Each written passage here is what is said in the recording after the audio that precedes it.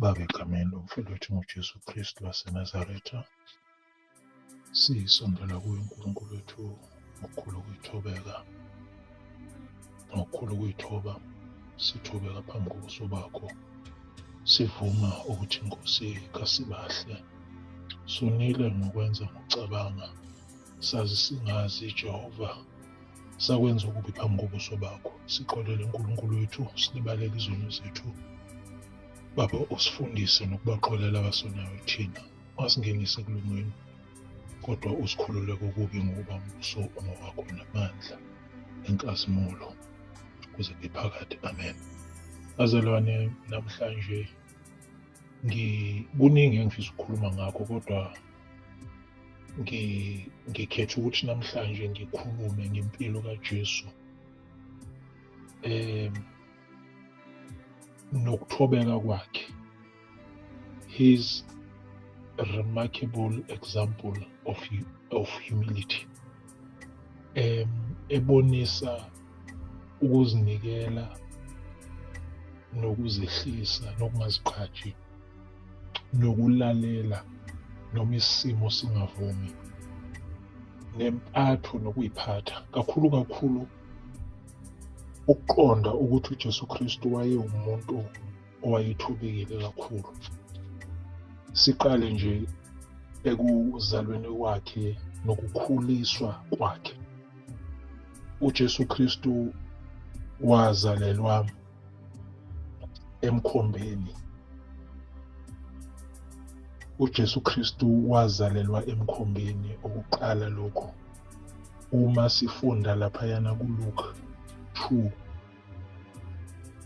ngokaLuka 2 verse 7, iBhayibheli liyafundeka lithi, wazibula ngendodana, wayembesa, wayilalisa emkhombeni ngokuba bantula indawo endlini yezihambi.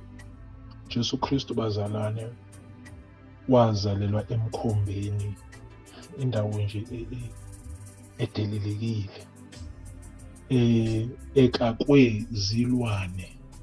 Akazalelwanga esibhedlela, akazalelwanga ehhotela, kodwa wazalelwa emkhombeni. Okokuqala lokho. Okwesibili, uJesu Kristu wakhuliswa umbazi. Masifunda laphana ngokwamaTeyu 13 ivesi lama-55, iBhayibheli liyafundeka lithi, lo akasiyo indodana yombazi na? Unina kathiwa nguMariya, nabafowabo asithi oJakobe noJosefa noSimoni noJuda na? Ukuba umbazi ngalezi zikhathi kwakuwumsebenzi ophansi kakhulu.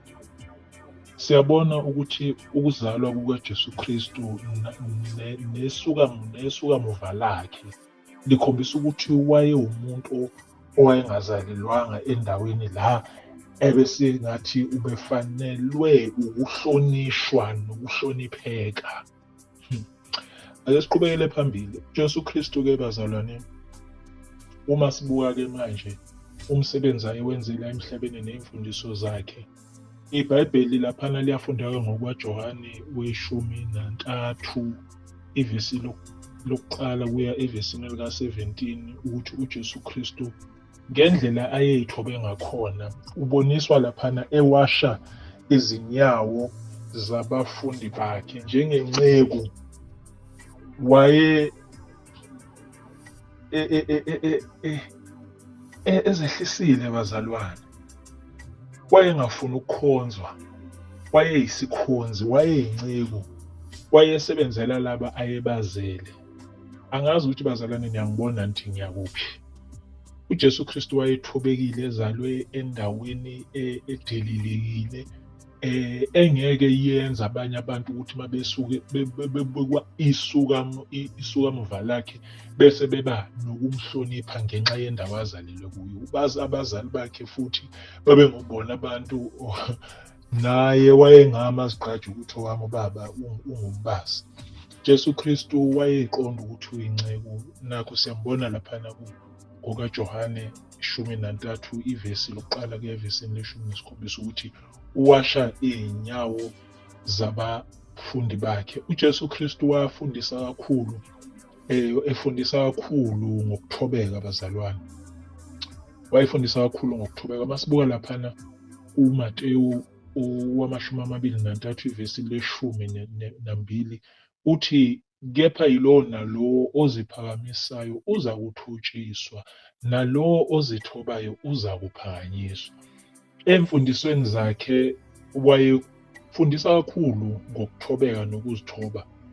Njengoba nimuzwa nje laphana, uJesu Kristu wayewumuntu wayezimbandakanya nalabo abalahliweyo, nalabo abadelelekileyo, nalabo abangafanelwanga ukubizwa ngabantwana bakaNkulunkulu noma abafanelwe nanokusondelana nabantwana bakaNkulunkulu. Siyambona laphana masifunda uMateyu 9 ivesi le-10 kuya kwivesi le-13, uLuka we-15 ivesi lokuqala nelesibili.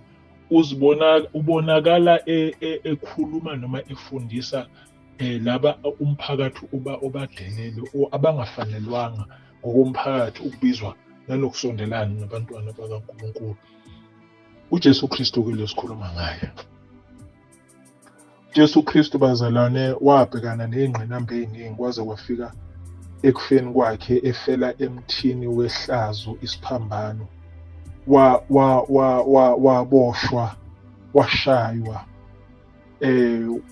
waqolodelwa, kwahlekiswa ngaye. Uma sifunda laphana kwaMateyu 26 ivesi la-47 kuya evesini la-68. Kanjalo nalaphana kukaMakhu 14 evesini la-43 kuya evesini la-65. uJesu Kristu bazalwane wabethelwa kanye nezigebengu, kanye nezinswelaboya, kanye namasela, engenzanga lutho. Konke lokho njalo kwakumthela ngehlazo. uJesu Kristu bazalwane kukho konke lokhu wabaxolela laba ababemqolodela, labo ababemdelela.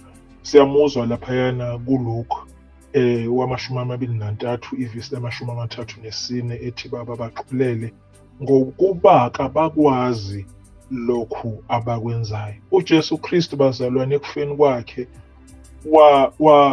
wafihlwa noma wangcwatshelwa ethuneni lokubolekwa. uJesu Kristu ithuna lakhe labolekwa laphana kuJosefa wase-Arimatheya ukuze ezokwazi ukuthi angcwatshwe. Uma sifunda laphana ngokaMateyu 27 ivesi la-57 kuya evesini la-60. Nomngcwabo wakhe kwakungewona nje umngcwabo omkhulu, kwakuwumngcwabo nje kukhona ababebancane kakhulu ababekade bemlandela ngoba abaningi bayabaleka. Siyafunda laphana ngokaJohane 19 evesini la-38 kuya evesini la-42. Lokhu-ke konke sengikhulume ngakho kuyasikhombisa ukuthi impilo kaJesu Kristu kusukela ekuzalweni kuze kube sekufeni kwakhe iyisibonelo somuntu owayethobekile esuka kwisukamuva elalidelelekile. Ngiya la ekuthenini bazalwane besingobani-ke thina njengabalandeli nabakhonzi nezinceku nezincekukazi zikaJesu Kristu. Sila emhlabeni sifune thina ukuthi izwe lisihloniphe, sifune thina ukuba izwe lisithande, sifune thina ukuthi uNkulunkulu asibusise ngengcebo. Angisho ukuthi kufanele sihlupheke, angisho ukuthi kufanele sibe njengemihambima, kodwa ngithi eyethu inkosi lesikhonzayo, eyethu inkosi lesishumayelayo, eyethu inkosi lesikhuluma ngayo njengamanje, uma ubheka isukamuva layo, akukho uJesu Kristu okwakuphatheka kuye okwakumenza ukuthi abantu bemthande. Wayengenamali, engenalutho, kodwa wayeyiphethe yonke ingcebo kuye ngaphakathi, eyingcebo yokuthi ephiwe ukuthi ahlale kwesokunene sikaNkulunkulu.